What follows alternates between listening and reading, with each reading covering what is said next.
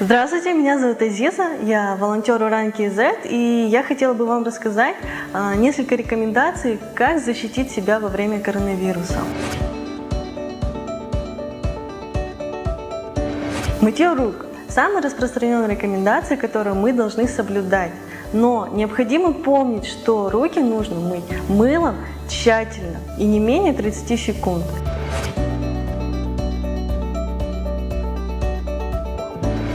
Но при этом существует миф, что вирус умирает от электросушителей.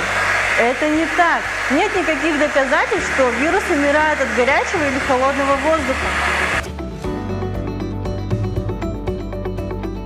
Соблюдение дистанции. Всем известно, что вирус передается воздушно-капельным путем. Поэтому необходимо соблюдать дистанцию. Как минимум 1 метр – это расстояние вытянутой руки.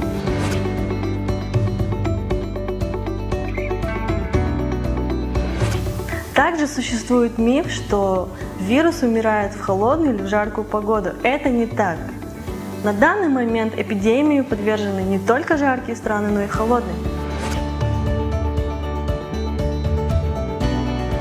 Респираторная гигиена. Если вы находитесь в общественном месте, вам необходимо закрывать дыхательные пути, надевать маску, либо любое подручное средство. В нашем случае это бандана. Подручное средство необходимо использовать таким образом. Либо прикрывать дыхательные пути.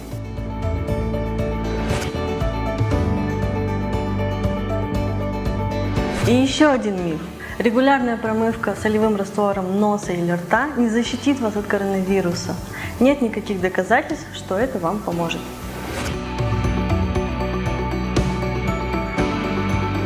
Проветривание помещений. Всем известно, что коронавирус передается воздушно-капельным путем, поэтому следует каждые 2-3 часа проветривать ваши помещения и обновлять воздух. Также существует миф, что чеснок убивает вирус. Это не так. Возможно, запах чеснока будет держать людей на дистанции, но нет никаких доказательств, что народное средство эффективно против заразы. Во время карантина необходимо соблюдать гигиену приветствия. Помним про расстояние. Здороваться можно локтями, как это сейчас модно, либо использовать любые подручные средства и здороваться кулаками. При этом все подручные средства и вашу одежду необходимо стирать каждый день. Құрметті отандастар, 16 наурыздан бастап Қазақстан Республикасының аумағында төтенше жағдай енгізілді.